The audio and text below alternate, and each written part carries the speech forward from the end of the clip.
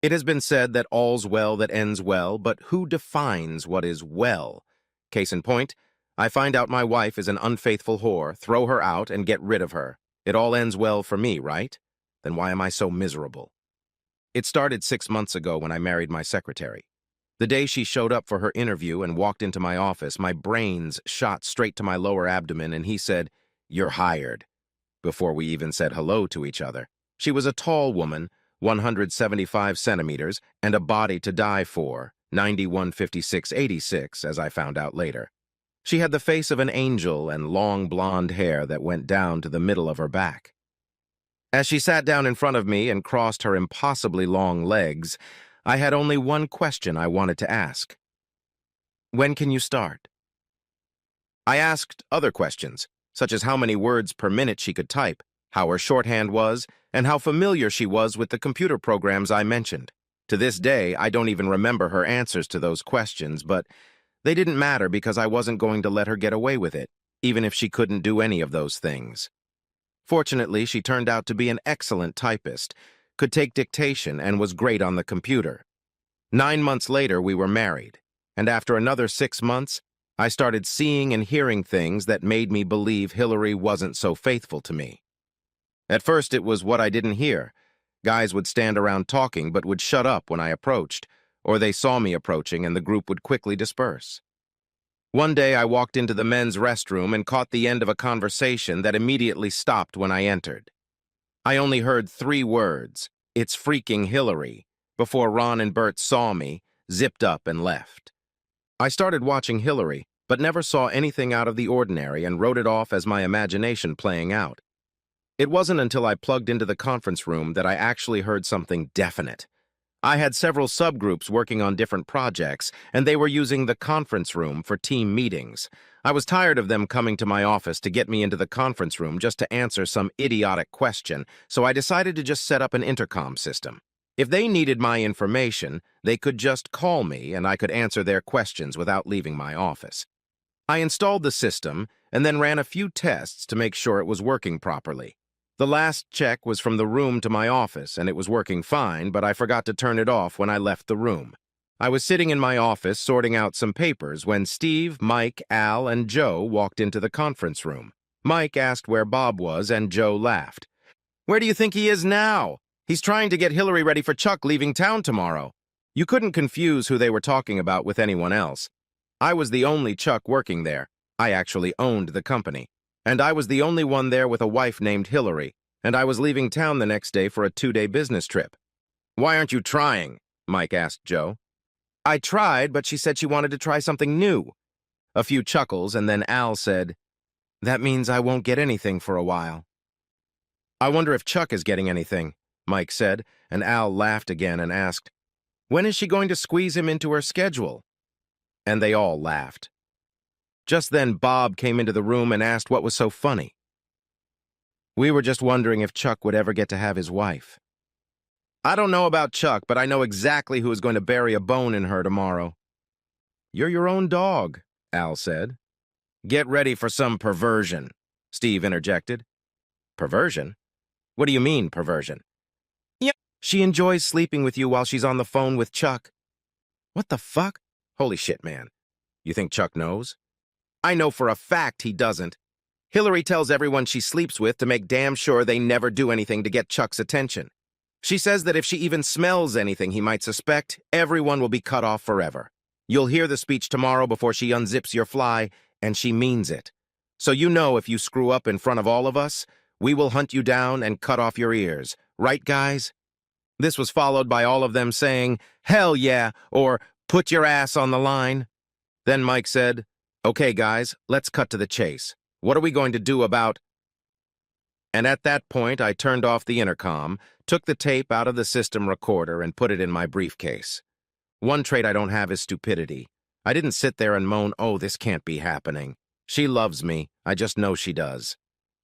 Denial is not part of my character.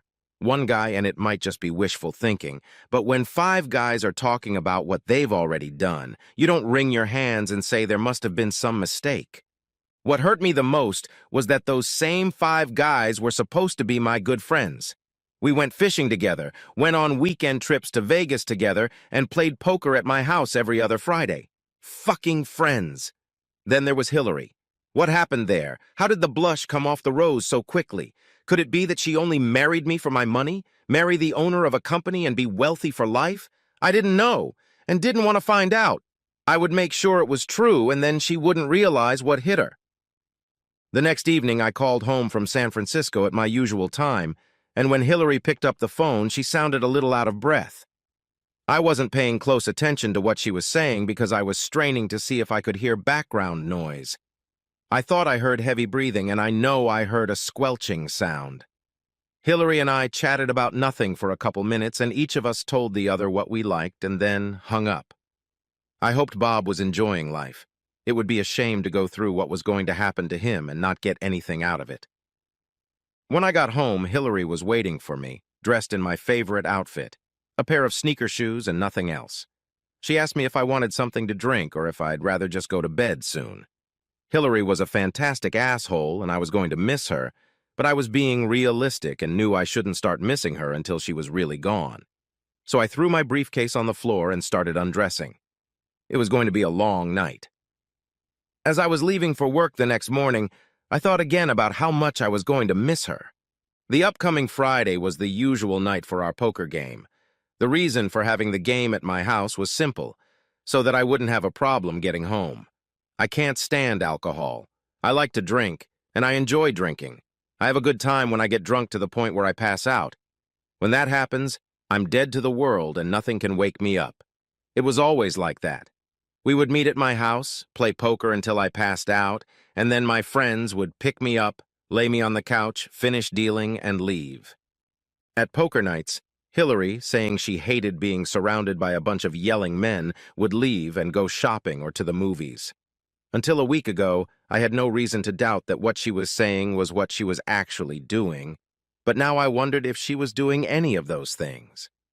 It was self-evident to me that if she took such pleasure in being had while talking to me on the phone, she would take even more pleasure in sleeping with them while I was right there in the room.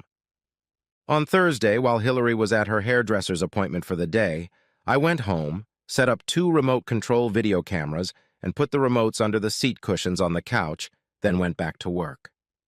Friday at 7 o'clock, the guys started arriving, and by 7:15, we were all sitting around the table ready to play. Hillary came into the room, kissed me, and told me she'd see me when I woke up in the morning, then left to go to the movies. "It's going to be a great night, guys," I said. I could feel it in my gut. I broke the seal on a new deck of cards, and we placed our bets. I pulled out the ace of spades. "Good omen, guys. Get your wallets out and get ready to contribute. House rules are the same as always. 3 raises, no checks or raises, $5 limit, and dealer's choice." I announced a draw of 5 cards, jacks, or better to open the count, and dealt the cards. I picked up my cards, looked at them, and couldn't keep from smiling. I had 3 jacks and 2 unwanted cards.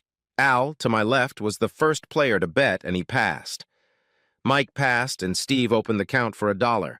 Joe raised $1, and Bob dropped his cards. I smiled and said, "Yes, indeed, man, this is my lucky night," and raised $5. Al threw his hands up, and everyone else who was still in the room congratulated. Mike took 1 card, so I knew he was trying for a flush or a straight.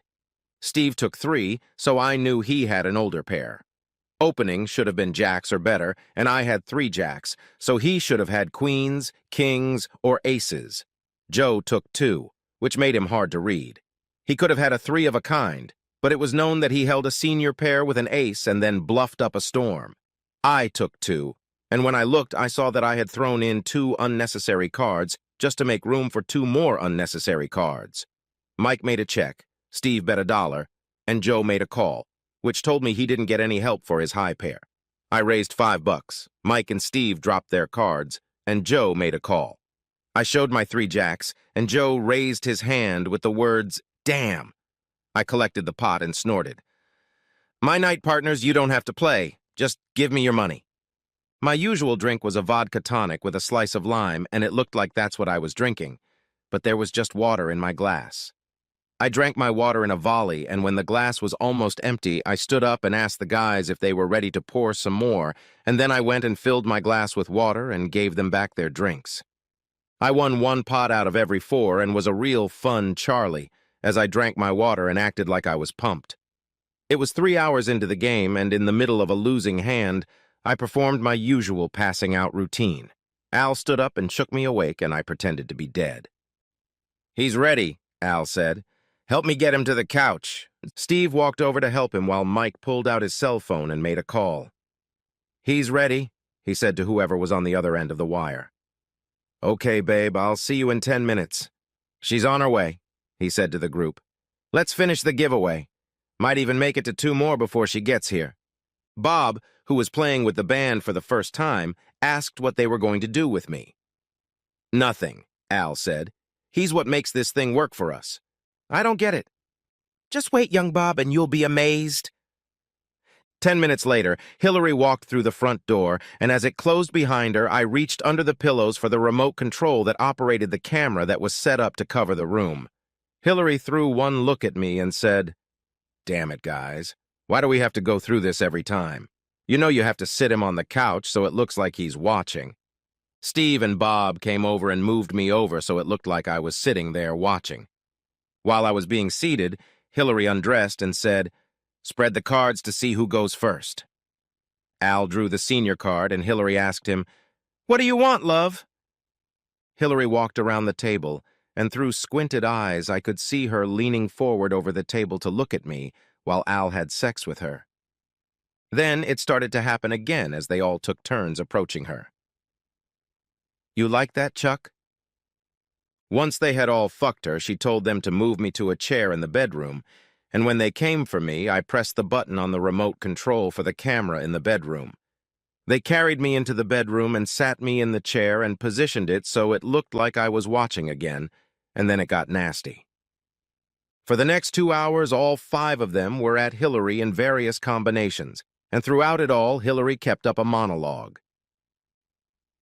By the end of the second hour, I'd had more than enough, and then, like a gift from the gods, Hillary said, "God, but I want you to see this so badly, Chuck." I couldn't say no to that. I stood up and said, "I'm not Hillary's God, but I can grant your wish." Hillary's face turned ash gray, and I didn't even bother to look at my so-called friends. I said to the room as a whole, "You all just keep having fun. I'm going to the office and start the paperwork to fire the 5 soon-to-be ex-employees and 1 soon-to-be ex-wife." And I left the room. About 5 minutes later, I started hearing the front door open and close. 20 minutes later, Hillary entered the office dressed in an old terry-cloth robe. She sat down on the leather couch and watched me work on the computer. I ignored her, and after about 5 minutes, she said, "You're not really going to divorce me, are you?" "Of course I'm going to." "It would be a lot cheaper if you didn't. If you divorce me, I'll have to hire a lawyer, and I'll end up taking you out. No divorce, no lawyer, so it won't cost you anything." "Why do you want to stay?" "Because I love you." "Yes, you do. It became very clear to me tonight." "You just don't understand what you're seeing." "What's not to understand? You spent 4 hours partying with 5 of my so-called friends, all the while humiliating and ridiculing me. So what?" "What do you mean?" "So what? I didn't mean a single word of it, and you should know that. By now you must have realized it wasn't the first time. Watching any of your other poker games, did you notice any coldness, any lack of affection? No, you haven't, but I do try to cheat on you every chance I get. I love you, Chuck, but I need more sex than 2 or 3 men can provide. I found that talking the way I did tonight turns men on, and they stick around longer. When you go out of town, I always have 1 or 2 men to keep me busy, and they usually do me when I'm on the phone with you, but it's not out of disrespect to you, Chuck. It's just something that turns them on. That's all it is, Chuck. Sex. Not love. Just sex. I love you, and I don't care about any of them." "It doesn't change anything, Hillary. I'm old-fashioned about some things, and one of them is that my wife belongs to me, and once she's no longer mine, she's gone." "Don't do it, baby. I'm not leaving quietly. Even if you don't let them, they'll still want to, and I can get them to back me up in court. It'll be 6 of us against 1, and we'll all swear you were drunk out of your mind and imagine the whole thing. Let it be, baby. Just let it be, and let me work on you. I'm gonna prove to you that I love you. You love me, but you're willing to go to court, perjure yourself, and try to make me look like a hysterical fool? That doesn't add up, Hillary. It's the only leverage I have to try to get you to drop this divorce thing. I don't want to do that, Chuck. But if I go far enough and put enough effort into it, I hope I can get you to back off. I'm sorry, Hillary, but as far as I'm concerned, you're damaged goods. Okay, baby, but don't say I didn't warn you. Okay, Hillary, you did warn me. Just be out of the house by the end of the day. While she was in the shower, I got the cameras, took them into my office, and turned them on. I had everything taped and clear enough to be able to identify all the players. I slept in the guest room and left the house at 6 in the morning for my usual Saturday morning golf date. I played 18 holes, and when I got home, Hillary was already gone. Hillary left, and I sat down and made a list of things I needed to do first thing Monday morning. I spent the rest of the weekend going through the house and packing up everything of Hillary's that I could find and moving it into the garage. I made 3 copies of the videotapes I had of the aftermath of the poker game and locked all the tapes in a safe in my den. Monday morning, I fired Bob, Joe, Al, Mike, and Steve and set about hiring their replacements. That same day, I called the company lawyer and asked him to recommend a good divorce attorney and met with him 2 days later. I told him the story, handed him the 2 original tapes, and told him I wanted their existence kept secret for as long as possible. I told him that Hillary had told me about how she would get all my former friends together and make them lie in court. I wanted the bastards to do it and then show them the tapes so I could see them arrested on perjury charges. Hillary did what she promised to do. She tried her best. Acting on the theory that divorce is impossible unless the papers are served, she disappeared. 6 months passed, and then she called me on the phone. Have you come to your senses yet? Did you miss me? Did you finally realize that I love you and don't want a divorce? Come on, honey. We can talk this through and get it all together. I know we can. I was on the verge of hanging up when I had a brainstorm. You're right. I do miss you, but I don't see how we can get back together after what you did. That's why we need to talk, honey. Okay, Hillary, when and where? Can't I just go home? I don't know anything about this. Please, honey. Well, I don't think it can hurt to try. When? Tonight? The sooner the better. Okay, then tonight, but I'm not promising anything. I watched from the window as Hillary pulled into the driveway and got out of her car. I watched as a man got out of his car parked across the street, intercepted Hillary in the driveway in front of the house, and handed her the divorce papers. After he left, she walked up the walkway to the front porch, and I met her at the door. She waved the papers in front of me. You tricked me. That did the trick. So you're not going to talk to me? There's nothing to say that hasn't already been said. Doesn't it matter to you that I love you and don't want to divorce you? No, you said it yourself the night I caught you. You said you needed more sex than 2 or 3 men could give you and I wouldn't stay married to a whore. Do I miss you? Hell yes. But that doesn't change the fact that you cheated on me wholesale and with a bunch of assholes who were supposed to be my friends. I will never trust you again, and I can't live with someone I can't trust. If you don't pick up the divorce papers, Chuck, I will ruin you. I don't want that, but I will do whatever I have to do to stop this divorce. I'm only gonna say this once, Hillary.